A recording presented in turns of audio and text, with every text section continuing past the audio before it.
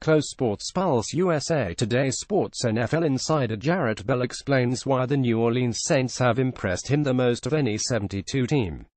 USA Today Sports Atlanta. Imagine what the Dallas Cowboys could have done if they'd had time to prepare for Ezekiel Elliott's suspension. Oh, wait. Despite knowing for 3 months that this day was coming, be it this season or next, the Cowboys looked completely unprepared for life without their offensive workhorse in Sunday's 277 loss to the Atlanta Falcons. A loss that looked even worse than the score indicated. The Cowboys managed all of 233 yards. Adrian Claiborne treated Dak Prescott like his personal tackling dummy, recording a franchise record 6 sacks. Yes, you read that right. 6. Granted, Prescott was exposed without All-Pro left tackle Tyron Smith, but the Falcons sacked him 8 times Sunday. That's a season's worth for some defenses. Alfred Morris managed 53 yards rushing, or what teams usually spot Elliott simply by getting off the bus. Prescott was the second leading rusher, with 42 yards.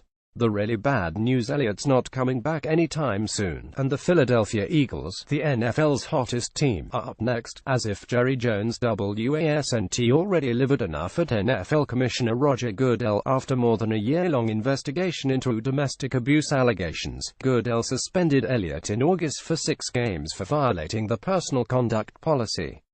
Elliott has vehemently denied abusing his ex-girlfriend, and prosecutors in Columbus, Ohio, decided there wasn't enough evidence to charge him.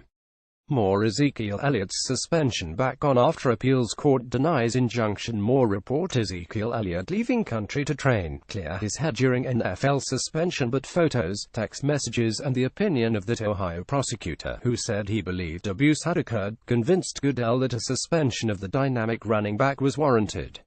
Elliott appealed, and asked that his suspension be stayed while the case played out.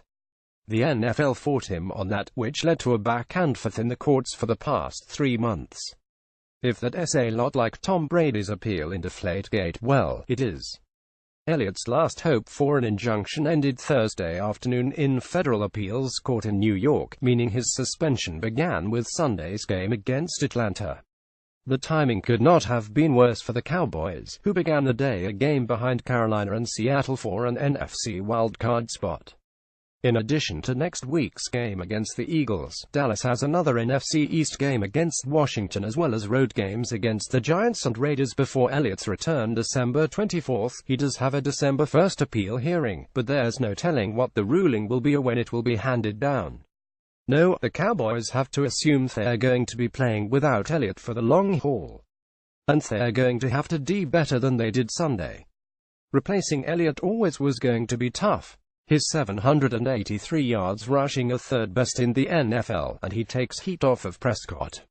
Stack the box, and Prescott can throw it downfield.